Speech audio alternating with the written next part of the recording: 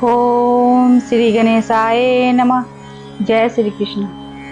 आज मैं प्रथम स्कंद के पंचम अध्याय के श्लोक के भावार्थ को पढ़ने जा रही हूँ, तो आप लोग भी हमारे साथ पढ़िए। ओम नमो भगवते वासुदेवाय। पंचम अध्याय में बताया गया है धुंधकारी को प्रेत योनि की प्राप्ति और उससे उद्धार। सूत जी कहते हैं, शौनक जी पिता के वन चले जाने पर एक दिन धुंधकारी ने अपनी माता को बहुत पीटा और कहा, बता धन कहाँ रखा है, नहीं तो अभी तेरी लाठी जलती लकड़ी से खबर लूँगा।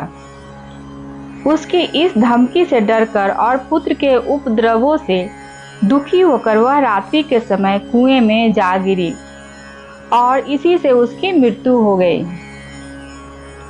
योगनिष्ठ गोकर्ण जी तीर्थ यात्रा के लिए निकल गए।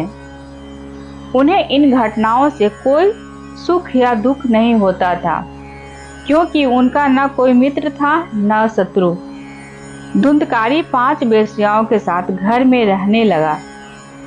उसके लिए भोग सामग्री जुटाने की चिंता ने उसकी बुद्धि नष्ट कर दी और वह नाना प्रकार के अत्यंत क्रूर कर्म करने लगा। एक दिन उन कुलटाओं ने उससे बहुत से गहने मांगे। वह तो काम से अंधा हो रहा था, मौत की उसे कभी याद नहीं आती थी। बस उन्हें जुटाने के लिए वह घर से निकल पड़ा। वह जहां तहां से बहुत सा धन चुराकर घर लौट आया तथा उन्हें कुछ सुंदर वस्त्र और आभूषण लाकर दिए। चोरी का बहुत माल देखकर रात्रि के समय स्त्रियों ने विचार किया कि यह नित्य ही चोरी करता है, इसलिए इसे किसी दिन अवश्य राजा पकड़ लेगा। राजा वह सारा धन छीनकर इसे निश्चय ही प्राणदंड देगा। जब एक दिन इसे मरना ही है, तब हम ही धन की रक्षा के लिए गुप्त रूप से इसको क्यों न मार डालें। इसे मारकर हम इसका माल मता लेकर जहां कहीं चली जाएगी। ऐसा निश्चय कर उन्होंने सोए हुए धुंधकारी को रस्सियों से कस दिया और उसके गले में फांसी लगाकर उसे मारने का प्रयत्न किया। इससे जब वह जल्दी न मरा तो उन्हें बड़ी चिंता हुई। तब उन्होंने उसके मुख पर बहुत से दहकते अंगारे डाले। इससे वह अग्नि की लपेटों से बहुत छटपटाकर मर गया। उन्होंने उसके शरीर को एक गड्ढे में डालकर गाड़ दिया।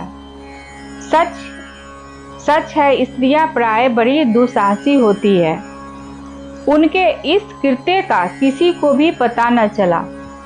लोगों के पूछने पर वह कह देती थी कि हमारे प्रियतम पैसे के लोभ से अब की बार कहीं दूर चले गए हैं, इसी वर्ष के अंदर लौट आएंगे।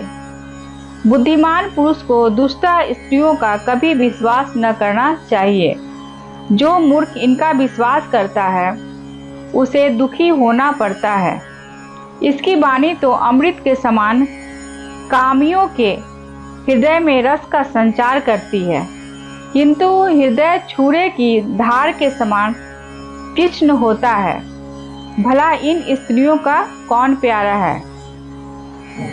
वे कुलटाएं धुंधकारी की सारी संपत्ति समेटकर वहां से चंपत हो गई। उनके ऐसे न जाने कितने पति थे और धुंधकारी अपने कुकर्मों के कारण भयंकर प्रेत हुआ।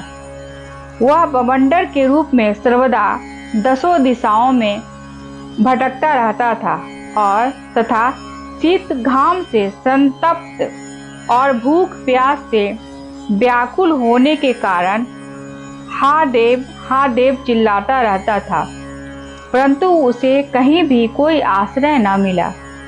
कुछ काल बीतने पर गोकर्ण ने भी लोगों के मुख से धुंधकारी की मृत्यु का समाचार सुना।